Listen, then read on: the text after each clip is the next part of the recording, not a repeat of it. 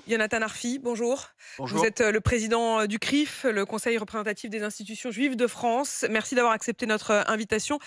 Quelques heures donc après l'arrestation de l'homme responsable de l'attaque de la synagogue de la Grande Motte samedi matin. D'abord, une question toute simple. Est-ce que vous avez pu échanger avec le rabbin de la synagogue qui était dans les lieux au moment de cette attaque? Oui, je me suis rendu sur place dès samedi après-midi. J'ai pu rencontrer la communauté juive locale, le rabbin, la présidente de la communauté, les fidèles. Il y a sur le moment une forme d'effroi, hein, il faut le dire. Et puis après, la colère et l'inquiétude. La colère parce que cet acte antisémite, c'est un de plus, mais c'est aussi un acte antisémite qui change de nature parce que nous sommes plutôt dans quelque chose de nature terroriste. Il y avait la volonté de tuer, il faut le dire clairement. Non pas simplement de s'attaquer aux bâtiments comme on a pu un moment l'entendre. C'est pas parce que au fond, on a presque l'impression que c'est chaque fois pire. Il y a eu quand même, l'incendie d'une synagogue, à Rouen au début de l'été. Là, c'est pas juste l'incendie de la synagogue, c'est la volonté de tuer. Je voudrais juste, qu'on écoute ce que raconte Gérald Darmanin, le ministre de l'Intérieur, qui explique que l'homme attendait l'arrivée Mm. des fidèles juifs armés d'une hache. Donc c'est chaque fois pire. On attend quoi? Oui, effectivement, c'est la volonté non pas simplement d'incendier le bâtiment, mais bien d'attenter à la vie des fidèles juifs qui fréquentent la synagogue à ce moment-là.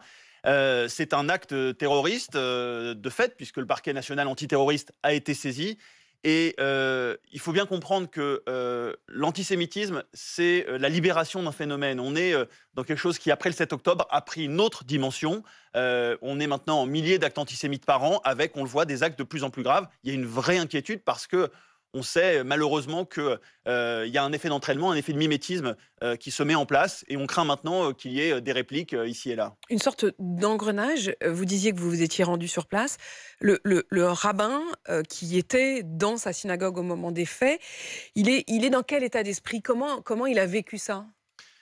Sur le moment, il était, l'après-midi, quand je l'ai vu, vraiment, saisi par, la violence, de ce qui s'est passé, en fait, sous ses yeux et de ce qui aurait pu se passer si les choses avaient mal tourné. On est passé, réellement, à quelques, vraiment, à peu de choses d'un carnage qui aurait été, vraiment, terrible.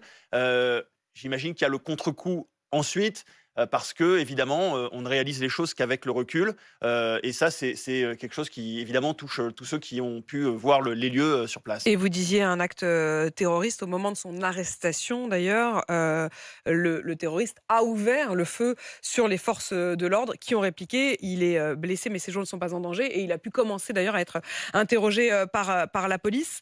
Un homme de 33 ans, de nationalité algérienne, qui, au moment des faits, portait un drapeau, s'était drapé dans un drapeau palestinien, avait le visage couvert d'un kéfier, qui est donc ce foulard symbole de la cause palestinienne.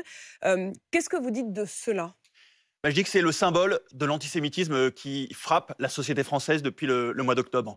Et il faut le voir comme tel, comme une illustration tragique du nouveau visage que prend l'antisémitisme ces derniers mois, qui se saisit de manière dévoyée de la cause palestinienne pour désigner les Juifs comme des cibles légitimes. Les Français juifs sont aujourd'hui attaqués au nom du conflit israélo-palestinien, au nom de Gaza, au nom de la question palestinienne, par des raccourcis coupables, mais aussi par un certain nombre d'acteurs qui attisent ce feu-là, qui aujourd'hui, notamment les responsables politiques de la France insoumise, il faut en dire un mot, qui ont contribué à ce qu'aujourd'hui, ces questions-là soient inflammables. Et ça se traduit malheureusement par le fait que des Juifs derrière sont attaqués. Vous voyez dans les propos d'élus insoumis une forme de complicité dans cette montée de l'antisémitisme ou même une responsabilité directe? Vous savez, quand on est responsable politique, on a une parole qui compte et qui porte. Et aujourd'hui, les responsables politiques de la France insoumise, pour un certain nombre d'entre eux, ceux qui ont choisi de brandir la question palestinienne comme un slogan politique, de la convoquer en permanence dans toutes leurs déclarations, dans la campagne pour les européennes, dans la campagne pour les législatives, ils portent une responsabilité dans le fait que des esprits faibles, ensuite, vont s'attaquer à des Français juifs au nom de ce conflit-là. C'est ça la réalité. Il faut le dire dans des termes clairs. Et l'image de ce terroriste drapé dans ce drapeau palestinien avec un kéfier, traduit dans les faits ce que certains ont pu dire dans les mots. Jean-Luc Mélenchon qui a pointé cet incendie de la synagogue sans prononcer le mot antisémitisme, sans parler des juifs, mais en parlant juste des croyants. Haïm Corsia, qui est le grand rabbin de France, l'accuse d'une sorte de larme de crocodile. Il ne croit pas à la sincérité de cela. Quel est votre Je ne sentiment à crois vous? pas non plus à la sincérité de Jean-Luc Mélenchon quand il condamne cet acte antisémite. Il est pompier et pyromane dans ce moment-là, puisqu'il a contribué à ce climat délétère qui met les Juifs en danger. Et ensuite, il vient s'apitoyer sur le sort, non pas des Juifs qui sont désignés collectivement dans toutes leurs dimensions à la haine, mais simplement des croyants, des fidèles. Il présente ça comme une atteinte à la laïcité.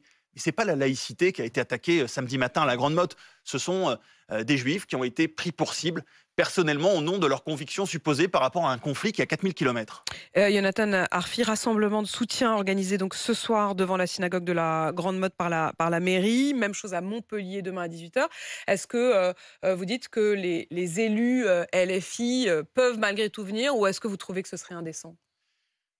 Localement, le contexte, effectivement, et politique fait qu'il y aura sans doute des élus de toutes couleurs politiques.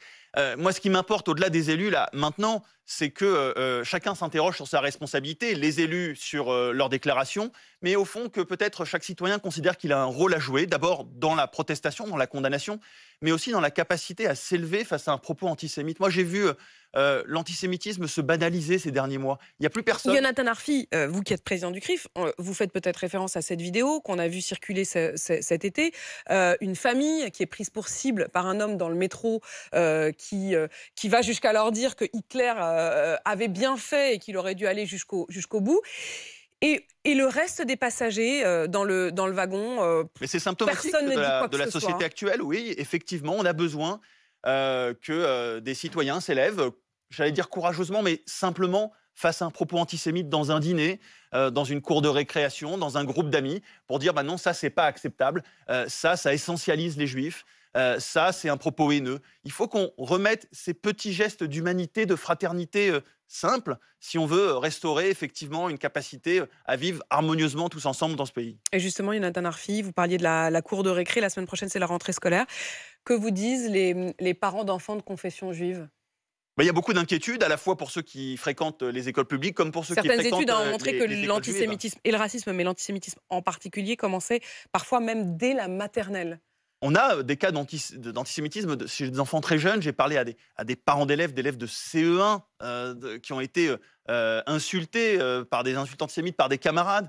C'est ça, alors ça dit quelque chose, non pas de l'enfant évidemment, mais des parents, du milieu familial, dans ces cas-là. Ce qui est certain, c'est qu'on est à un moment charnière de l'histoire où, pour la première fois depuis la Shoah, les préjugés antisémites sont plus largement partagés par les générations les plus jeunes par rapport aux générations précédentes. Avant, c'était l'inverse. Avant, on avait le sentiment que plus le temps passait, plus l'antisémitisme allait s'éteindre naturellement. Eh bien, maintenant, il y a au contraire Il revient par les urgence. jeunes. Il revient par les jeunes, par la puissance des réseaux sociaux, par la radicalité des discours islamistes, complotistes, antisionistes, qui produisent un antisémitisme tendance, un antisémitisme à la mode, qui aujourd'hui, malheureusement, trouve un écho de plus en plus fort dans les classes et chez les catégories jeunes les plus importantes. Et vous appelez effectivement à ce sursaut aussi de chacun, en tant que citoyen, de refuser presque cet antisémitisme tendance, pour reprendre votre mot. Jonathan Arfi, merci d'être venu réagir ce matin. Vous êtes donc le président du CRIF, le Conseil de représentation des institutions juives de France.